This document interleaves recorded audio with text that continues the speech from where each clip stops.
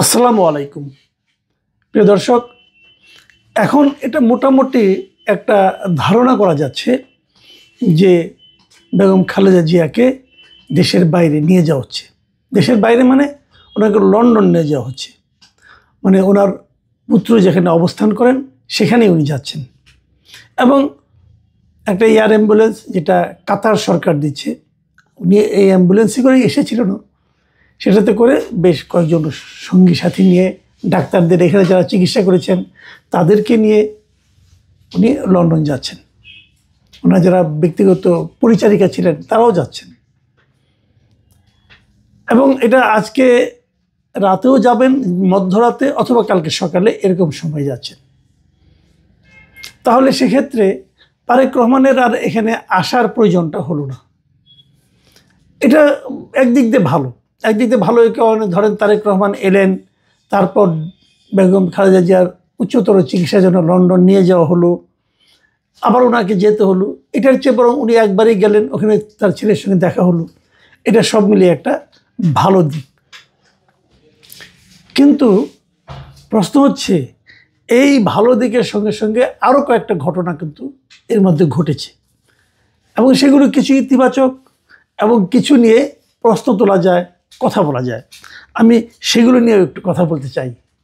যেমন ধরা যাক, সরকার সিদ্ধান্ত নিয়েছেন এবং এই সিদ্ধান্ত আজকে জানিয়ে দেওয়া হয়েছে যে বেগম খালেদা জিয়া যখন খুবই অসুস্থ ছিলেন তখন ওনাকে দেশের অতি গুরুত্বপূর্ণ ব্যক্তি ঘোষণা করা হয়েছিল, এবং সেই ঘোষণার প্রেক্ষিতে ওনাকে এসএসএফ নিরাপত্তা দেওয়া হয়েছিল, স্পেশাল সিকিউরিটি ফোর্স। আজকে সরকার একটা ব্যাখ্যা দিয়েছেন। ব্যাখ্যাটা হলো এরকম যে এই নিরাপত্তা কেবলমাত্র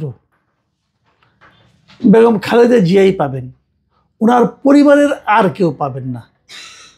এখন ওনার পরিবারের আর কেউ পাওয়ার দরকার আছে কি না সেটা অন্য প্রসঙ্গ, কিন্তু প্রশ্নটা হলো এটার মাধ্যমে আসলে কি বলা হলো? বলা হলো যেটা, যে নিরাপত্তার অভাবের কারণে জনাব তারেক রহমান দেশে আসছিলেন না বলে ধারণা করা হচ্ছিল, এটা কিন্তু নিশ্চিত না। তারেক রহমান কিন্তু একবারও বলেননি যে উনি নিরাপত্তার অভাবের কারণে দেশে আসছেন না, এটা বলেননি। কিন্তু উনি যেগুলি বলেছেন সেটা অন্য কথা, যে ওনার এই আশাটা ওনার একার ইচ্ছার উপর নির্ভর করে না, আরও অনেক বিষয়ের উপর নির্ভর করে। সেগুলো কি উনি কিন্তু একবারের জন্য খোলাসা করেননি। তো আমরা সাধারণত ধরে নিয়ে থাকি, এবং এদেশের অনেক মানুষই যেটা ধরে নিয়েছিল, যে উনি হয়তো এদেশে ওনার নিরাপত্তার অভাবটা উপলব্ধি করছিলেন, এবং সেই নিরাপত্তার অভাবের কারণে উনি হয়তো দেশে আসছেন না, এরকম একটা ধারণা দেশের মানুষের মধ্যে প্রচলিত ছিল। কিন্তু সরকারও বলেছিল যে ওনাকে পর্যাপ্ত নিরাপত্তা দেওয়া হবে। এখন সরকার যখন সিদ্ধান্ত নেয় এবং ঘোষণা করেন যে এসএসএফের এই নিরাপত্তাটা বেগম খালেদা জিয়া ছাড়া আর ওনার পরিবারের আর কেউ পাবেন না, তখন কিন্তু প্রশ্ন জাগে, তাহলে তারেক রহমানের যে প্রত্যাশিত নিরাপত্তা, যে নিরাপত্তাটা উনি চেয়েছেন বলে ধারণা করা হয়, সেই নিরাপত্তাটা এসএসএফের মাধ্যমে উনি পাচ্ছেন না। উনি পাবেন, নিরাপত্তা পাবেন, এক ধরনের সাপোর্ট, ওনার সঙ্গে হয়তো পুলিশ থাকবে, গার্ড থাকবে, বডিগার্ড থাকবে, এবং আরও কী কী থাকবে আমি জানি না, এটা তো বিএনপি নিজেরাও দিতে পারেন। তো সরকারের পক্ষ থেকে তাকে ওই পর্যায়ে নিরাপত্তা দেওয়া হচ্ছে না, এটা কিন্তু নিশ্চিত হওয়া গেল সরকারের ঘোষণার মাধ্যমে। এখন প্রশ্ন হলো, এই ধরনের একটা ঘোষণা দেওয়ার প্রয়োজনটা পড়লো কেন? মানে তারেক রহমানকে বলেছিল আমাকে এসএসএফ নিরাপত্তা দেন, তা তো বলেনি। যখন বেগম খালেদা জিয়াকে নিরাপত্তা দেওয়া হলো তখন অনেকে হয়তো ধারণা করেছিল, এবং তখন তো ওই সময় যখন বলা হয়েছিল যে তারেক রহমানকে পর্যাপ্ত নিরাপত্তা সুবিধা দেওয়া হবে, তখন অনেকে ধারণা করেছিল হয়তো এটাও। কিন্তু সরকার জানালো যে না, ওনাকে এটা দেওয়া হবে না। এই যে না হবে না, এটা কিন্তু এক ধরনের সন্দেহ তৈরি করতে পারে আমার ধারণা। তো সেই সন্দেহটা কবে নাগাদ তৈরি হবে এটা এখন বোঝা যাচ্ছে না, কারণ বেগম খালেদা জিয়া লন্ডনে যদি চলে যান, যাওয়ার পর ওখানে ওনার চিকিৎসা শেষ হওয়ার আগে তো তারেক রহমানকে দেশে আনার জন্য অথবা তার ফিরে আসার চাহিদাটা আর আগের মতো অনুভূত হবে না, এবং কেউ হয়তো দাবিও করবে না। এতে হয়তো তার দল একটু ক্ষতিগ্রস্ত হতে পারে, এর চেয়ে বেশি কিছু না। কিন্তু একটা প্রশ্ন কিন্তু থেকেই যাচ্ছে, অনেকে কিন্তু এই কথাটা বলবেই যে তারেক রহমান সাহেব মোটামুটি কিন্তু উনি যেন, এই শব্দটা ব্যবহার করা ঠিক কিনা আমি জানি না, কিন্তু মনে হচ্ছিল যে উনি যেন আসতেই পারবেন না, এরকম একটা বাস্তবতা তৈরি হয়েছে। তো সেই বাস্তবতাটা আসলে কি, এটা কিন্তু একটু অনুসন্ধানের প্রয়োজন বলে আমি মনে করি। নানা রকম সন্দেহ হতে পারে। অনেকে বলেছেন উনি এখানে অ্যাসাইলাম চেয়েছেন, অ্যাসাইলাম প্রাপ্ত ব্যক্তি যদি একবার ওখান থেকে এদেশে চলে আসেন তাহলে সেখানে আর ব্যাক করতে পারবেন না। তো আমি আবার এটাও বুঝি না যে উনি দেশের এখন যে অবস্থা বা ওনার দলের দেশের এখন যে অবস্থা, দেশে ওনার দলই তো আগামীতে ক্ষমতায় যাবেন এটা ধারণা করা যায়। তো এমন যখন অবস্থা, তখন ওনাকে অ্যাসাইলামের সেই সুযোগটা আবার রাখতে হবে কেন, এটাও তো আমি আসলে কিন্তু আমার কাছে ক্লিয়ার না। কাজে একটা সুযোগ যেন আবার এখানে আমি প্রয়োজনে আসতে পারি, সেটা কেন ওনাকে রাখতে হবে, এটা আমার কাছে কিন্তু এখনও ক্লিয়ার না। কাজেই ওটা মানে ওটার জন্য ওয়েট করা, ওটাকে ছাড়তে না চাওয়া, এইটা আসলে ধোপের টেকে না। কিন্তু যদি এটা না হয় তাহলে কি উনি আদৌ ইলেকশন পর্যন্ত থাকবেন, নির্বাচন শেষ হওয়া পর্যন্ত থাকবেন, নির্বাচন হয়ে যাওয়ার পরে আসবেন, একবারে প্রধানমন্ত্রী হয়ে আসবেন? আবার আমি এর মধ্যে বলেছিলাম, আজকে আমরা জানতে পারলাম যে নির্বাচন কমিশন বলেছে যে আগামী রবিবার তারা যে মিটিংটা করবে, সেই মিটিংয়ে তারা সিদ্ধান্ত নেবে যে শিডিউল কবে ঘোষণা করা হবে। শিডিউল যদি ঘোষণা হয়ে যায় তাহলে তার আগে কি তারেক রহমানের ভোটার হওয়ার প্রয়োজনীয়তা ছিল না? উনি তো সেটাও এখনো হননি। তো ভোটার না হলে উনি ইলেকশন করবেন কিভাবে? উনি ভোট দেওয়া না দেওয়া যেমন তেমন, কিন্তু ইলেকশনটা কীভাবে করবেন? যদি ইলেকশন না করেন এমপি হবেন কীভাবে? যদি এমপি না হন তাহলে প্রধানমন্ত্রী হবেন কীভাবে? এগুলো কিন্তু বড় বড় প্রশ্ন। এগুলো আমরা হয়তো এখন ভাবছি কোনো ব্যাপার না, সব কিছু হয়ে যাবে অটোমেটিকলি।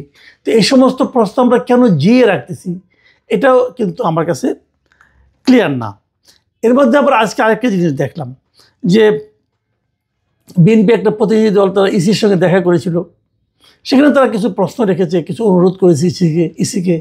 আমি ইন্টারেস্টিংলি খেয়াল করলাম, সেখানে তারা কিন্তু, আমি ভেবেছিলাম তারা ওদের প্রস্তাবটা দেবে যে যাদের জোটের মধ্যে যারা থাকবে তারা সবাই যেন একই প্রতীকে ইলেকশন করতে পারে, এই ধরনের একটা প্রস্তাব তারা দিবে কি না আমি এটা ভেবেছিলাম। কিন্তু তারা এই ধরনের কোনো প্রস্তাব দেয়নি। তারা 3টা প্রস্তাব দিয়েছে। তার মধ্যে একটা প্রস্তাব খুবই ইন্টারেস্টিং মনে হয়েছে আমার কাছে, সেটা হলো, এবং আমার কাছে ভালোই মনে হয়েছে প্রস্তাবটা।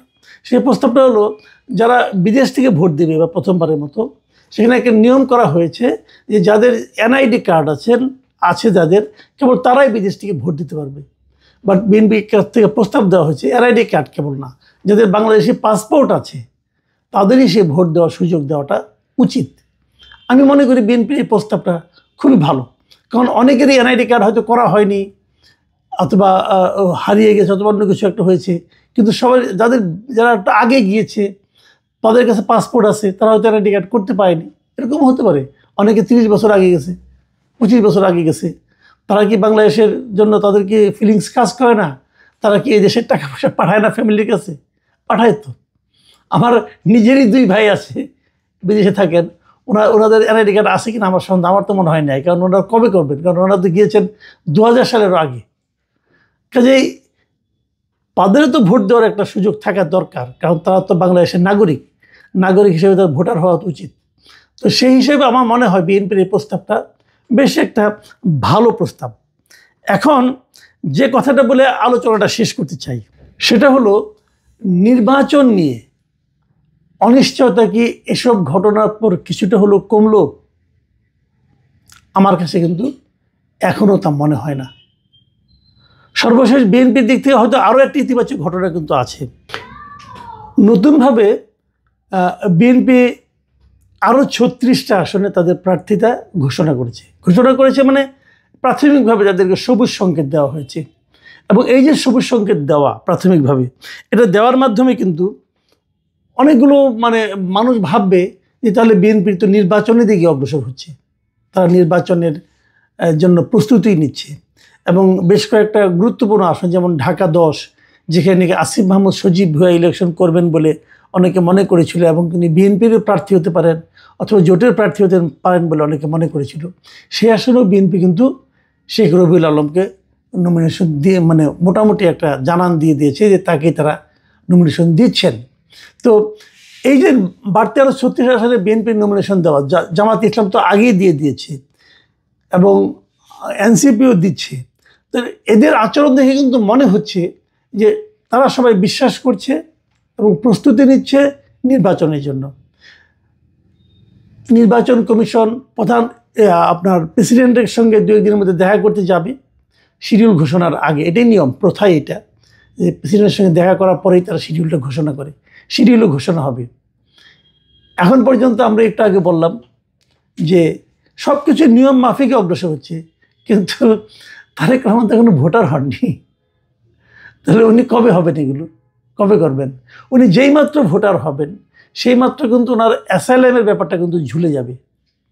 তাহলে যে অ্যাসাইলামের আশায় উনি এখান থেকে দেশে আসছেন না, ভোটার হওয়া মাত্র কিন্তু সেই আশঙ্কাটা কিন্তু আবার জীবিত হয়ে যাবে।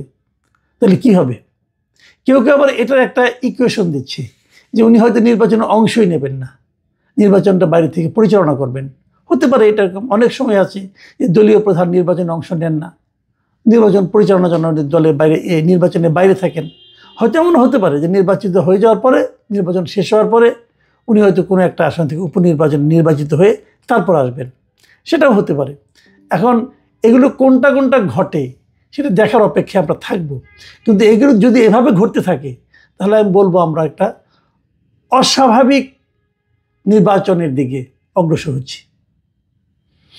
এবং সেই নির্বাচন তো আওয়ামী লীগ থাকছে না, এটা হলো আরও মানে যে আলোচনাটা করিনি এখনও, এবং সেটা হলো সবচেয়ে গুরুত্বপূর্ণ। আওয়ামী লীগ না থাকলে সেই নির্বাচন কিভাবে অনুষ্ঠিত হবে, আওয়ামী লীগের যারা বিপুল সংখ্যক সমর্থক আছে, ভোটার আছে, তারা কি আচরণ করবে, এবং তারও চেয়ে বড় কথা সারা দুনিয়া সেটাকে কতটুকু গ্রহণযোগ্য মনে করবে, এ সমস্ত প্রশ্নও কিন্তু আগামীতে এই নির্বাচনকে কেন্দ্র করে উঠবে।